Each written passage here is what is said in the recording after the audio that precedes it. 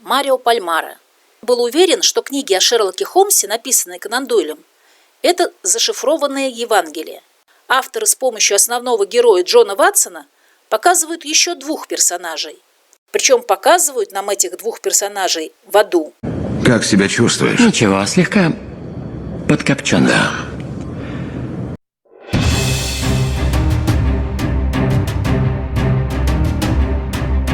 Был такой человек – Марио Пальмара. Ватиканский ученый, преподавал философию в Римском университете.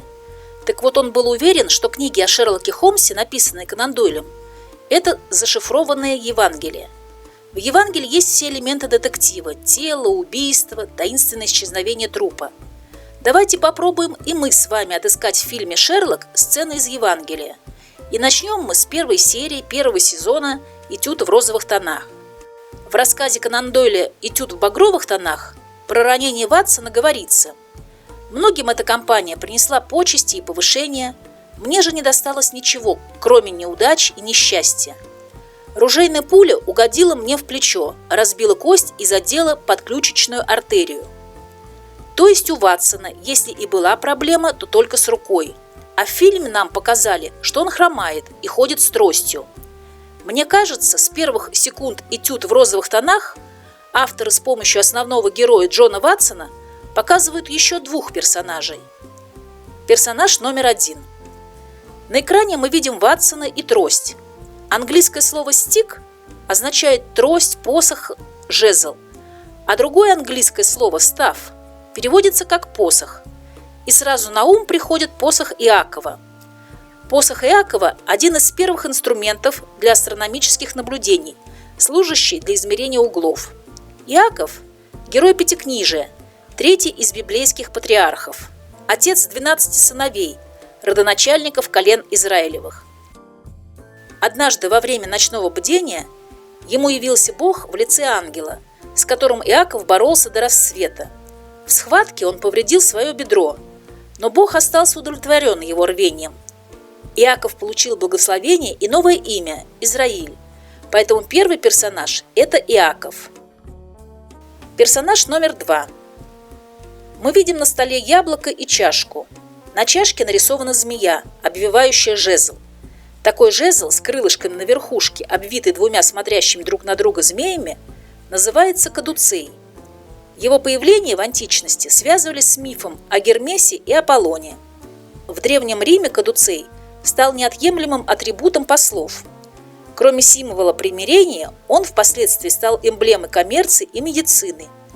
Неудивительно, что у Ватсона такая кружка с кадуцеем, так как он врач, но в то же время это намек на змея-искусителя и запретный плод. И перед нами предстает персонаж номер два – Адам. Причем показывают нам этих двух персонажей, Иакова и Адама, в аду. Обратите внимание на цвета в комнате. Бежево-коричневые, земляные или точнее подземные. Штора на окне приспущена. Света практически нет. Сам Ватсон одет во что-то бежевое. Такое ощущение, что он находится в полуподвальном помещении. И не на земле, и не под землей. Во всех мировых религиях присутствует идея ада. Мы знаем, что Данте в своей божественной комедии описывал 9 адских кругов. Но это всего лишь авторский вымысел, отражающий представление о загробной жизни людей того времени. Первый круг назывался лимб. Лимб – это термин, использовавшийся в средневековом католическом богословии. Согласно представлениям о лимбе, в нем пребывают души тех, кто не заслужил ада и вечных мук, но не может попасть в рай по независящим от него причинам. Считалось, что в лимбе пребывают души добродетельных людей, умерших до пришествия Иисуса Христа, лимб праотцов, а также души некрещенных младенцев, лимб младенцев.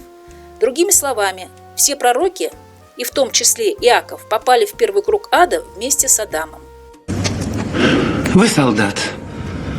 Вам нужно время, чтобы привыкнуть к гражданской жизни. Солдат на сленге означает копченая селедка.